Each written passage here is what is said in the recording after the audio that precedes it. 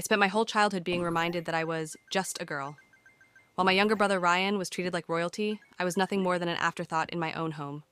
My parents gave him the best of everything: new clothes, the latest gadgets, expensive extracurricular activities, while I was expected to be quiet, obedient, and grateful for whatever scraps of attention they threw my way. When I asked for new shoes for school, my mother scoffed. "Why do you need new shoes? Just clean the ones you have." But when Ryan wanted a pair of designer sneakers, they bought them the same day. If I got an A on a test, my father barely looked up from his newspaper. If Ryan managed to scrape by with a C, they threw a dinner celebration. The worst part? I was expected to do everything for him. Cook for him, clean up after him, and if he messed up, guess who got blamed? Me. But I didn't let it break me. If anything, it fueled me. I worked hard, studying late into the night, applying for scholarships in secret because I knew my parents wouldn't help me with college.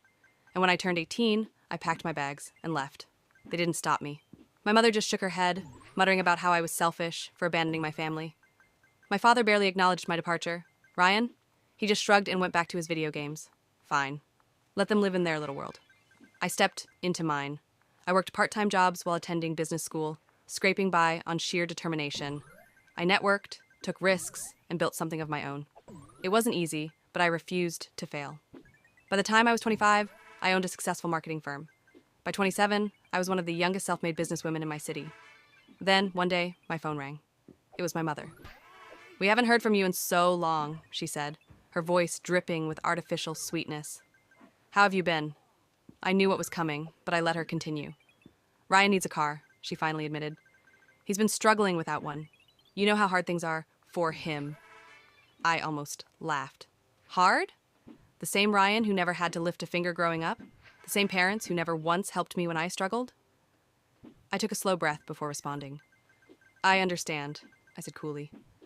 "But I'm not in the habit of funding lazy people. If he wants a car, he can work for it, just like I did." Silence. Then my mother's voice turned sharp. "You're being selfish. After all we did for you?" I cut her off. "You did nothing for me. And I don't owe you or Ryan anything." And with that, I hung up. For the first time in my life, I felt completely wonderfully free.